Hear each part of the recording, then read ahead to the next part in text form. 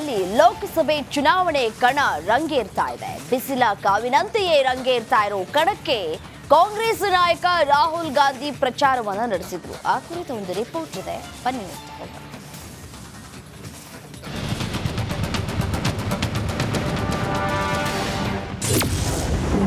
ಬಳ್ಳಾರಿಯಲ್ಲಿ ರಾಹುಲ್ ಗಾಂಧಿ ಪ್ರಚಾರ.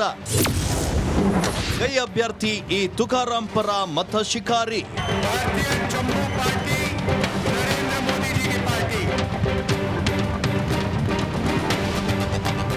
ಕಾಂಗ್ರೆಸ್ ಪಕ್ಷದ ನಾಯಕ ರಾಹುಲ್ ಗಾಂಧಿ ಗಡಿನಾಡು ಬಳ್ಳಾರಿಗೆ ಆಗಮಿಸಿ ಅಭ್ಯರ್ಥಿ ತುಕಾರಾಂ ಪರ ಪ್ರಚಾರವನ್ನು ನಡೆಸಿದ್ರು. ಬಳ್ಳಾರಿಯನ್ನ ಜೀನ್ಸ್ ಉದ್ಯಮದ ನಗರವನ್ನಾಗಿಸೋ ಗುರಿ ನನ್ನದು. ಈ ಸಂಬಂಧ ಸಿದ್ದರಾಮಯ್ಯ ಜೊತೆ ಮಾತನಾಡಿದ್ದೇನೆ, ಕೊಟ್ಟು ಮಾತನ್ನ ಉಳಿಸ್ಕೊಳ್ತೇನೆ ಅಂತ ವಾಗ್ದಾನವನ್ನ ನೀಡಿದ್ರು. बेल्लारी को दुनिया का जीन्स कैपिटल बनाया जाएगा और ये वायदा हम पूरा करके आपको दिखाने वाले हैं. यहाँ पे सबसे बेहतरीन अपैरल पार्क बनेगा और जीन्स कैपिटल बेल्लारी बनेगी. घबराने की कोई जरूरत नहीं है. प्लानिंग चल रही है, आपका काम होगा. ಬಿಜೆಪಿ ಸರ್ಕಾರದ ವಿರುದ್ಧ ವಾಗ್ದಾಳಿ ನಡೆಸಿದ ರಾಹುಲ್ ಗಾಂಧಿ, ಲಕ್ಷಾಂತರ ಯುವಕರ ಬಾಳಿಗೆ ಕೊಳ್ಳಿ ಇಟ್ಟ ಅಗ್ನಿವೀರ ಯೋಜನೆ ರದ್ದು ಮಾಡ್ತೇವೆ, ಬಡವರನ್ನ ಶ್ರೀಮಂತರನ್ನಾಗಿ ಮಾಡ್ತೇವೆ, ಯುವಕರನ್ನ ಲಕ್ಷಾಧಿಪತಿಗಳನ್ನಾಗಿ ಮಾಡ್ತೇವೆ, ನಾನು ಹೇಳಿದ ಹಾಗೆ ನಡೆದುಕೊಳ್ತೇನೆ, ಪಂಚ ಯೋಜನೆಗಳು ಜಾರಿ ಮಾಡ್ತೇವೆ, ರೈತರ ಎಲ್ಲ ಸಾಲ ಮನ್ನಾ ಮಾಡ್ತೇವೆ ಅಂದ್ರು. भारतीय चंबू पार्टी, भारतीय चंबू पार्टी नरेंद्र मोदी जी की पार्टी. खाली खाली चंबू कर्नाटका 100 रुपए देता है हिंदुस्तान को, आपको 13 रुपए वापस मिलते हैं. ड्राउट रिलीफ के लिए आपको 18,000 करोड़ रुपए देना था, खाली चंबू दिया.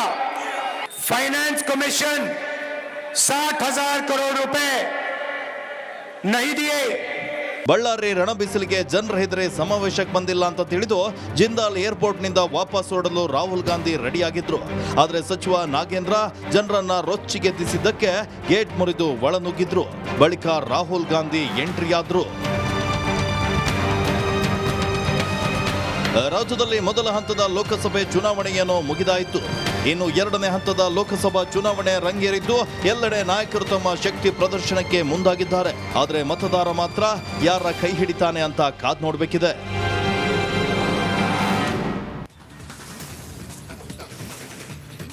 ರಾಜ್ಯದಲ್ಲಿ ನಡೆಯುವ ಎರಡನೇ ಹಂತದ 14 ಕ್ಷೇತ್ರಗಳ ಮತದಾನದತ್ತ ಎಲ್ಲರ ಚಿತ್ತ ನೆಟ್ಟಿದೆ. ಕಲಬುರಗಿಯಲ್ಲಿ ಕೈ ಕಮಲ ನಾಯಕರ ಪ್ರಚಾರ ಹೇಗಿತ್ತು ಅನ್ನೋದರ ರಿಪೋರ್ಟ್ ಇಲ್ಲಿದೆ. ಎರಡನೇ ಹಂತದ ಕ್ಷೇತ್ರಗಳತ್ತ ನಾಯಕರ ದಂಡು. ಕಲಬುರಗಿಯಲ್ಲಿ ಜೆಪಿ ನಡ್ಡಾ ಭರ್ಜರಿ ಮತಶಿಕಾರಿ.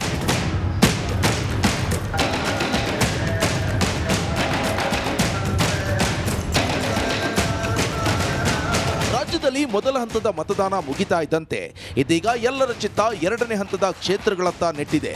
ಕಲಬುರಗಿಯಲ್ಲಿ ಈಗಾಗಲೇ ಚುನಾವಣಾ ಅಬ್ಬರ ಜೋರಾಗಿದ್ದು ಮಲ್ಲಿಕಾರ್ಜುನ್ ಖರ್ಗೆ ಕೋಟೆಯಲ್ಲಿ ಬಿಜೆಪಿ ನಾಯಕರು ರಣಕಹಳೆ ಮೊಳಗಿಸಿದ್ದಾರೆ.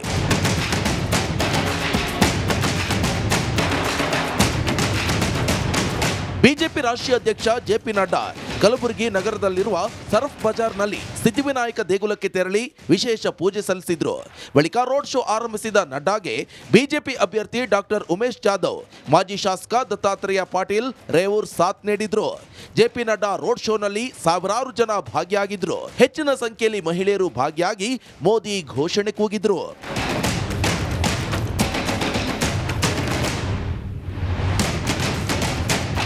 ಅತ್ತ ಜೆಪಿ ನಡ್ಡಾ ರೋಡ್ ಶೋ ನಡೆಸಿದ್ರೆ ಈತ ಕಾಂಗ್ರೆಸ್ ಬೃಹತ್ ಸಮಾವೇಶ ನಡೆಸಿದೆ.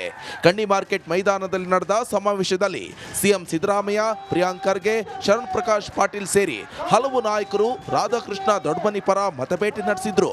ಈ ವೇಳೆ ಬಿಜೆಪಿ ವಿರುದ್ಧ ಸಿಎಂ ಸಿದ್ದರಾಮಯ್ಯ ವಾಗ್ದಾಳಿ ನಡೆಸಿದ್ರು. ಈ ಬಡವರು ಹೊಟ್ಟೆ ಮೇಲೆ ಒಡೆದಿರ್ತಕ್ಕಂಥ ಭಾರತೀಯ ಜನತಾ ಪಕ್ಷದವರಿಗೆ ಯಾವ ಕಾರಣಕ್ಕೂ ಕೂಡ ಈ ದೇಶದ ಬಡವರು, ಹಿಂದುಳಿದವರು, ದಲಿತರು, ಅಲ್ಪಸಂಖ್ಯಾತರು, ರೈತರು, ಮಹಿಳೆಯರು ಯಾವ ಕಾರಣಕ್ಕೂ ವೋಟ್ ಹಾಕಬಾರದು. ಮೊದಲ ಹಂತದ ಮತದಾನದ ಬಳಿಕ ಎಲ್ಲರ ಚಿತ್ತ ಎರಡನೇ ಹಂತದ ಚುನಾವಣೆಯತ್ತ ನೆಟ್ಟಿದೆ. ಒಬ್ಬರ ನಂತರ ಮತ್ತೊಬ್ಬರಂತೆ ಎರಡನೇ ಹಂತದ ಕ್ಷೇತ್ರಗಳತ್ತ ನಾಯಕರು ದಂಡೆತ್ತಿ ಬಂದು ಅಭ್ಯರ್ಥಿಗಳ ಪರ ಪ್ರಚಾರ ನಡೆಸಿದ್ದಾರೆ. ಮತದಾರರು ಯಾರಿಗೆ ಆಶೀರ್ವಾದ ಮಾಡ್ತಾನೆ ಅಂತ ನೋಡಬೇಕು. ನಾಗರಾಜ್ ಜೊತೆ ಓಂ ಪ್ರಕಾಶ್ H. ಮುನ್ನೂರ್, ರಿಪಬ್ಲಿಕ್ ಕನ್ನಡ, ಕಲಬುರಗಿ.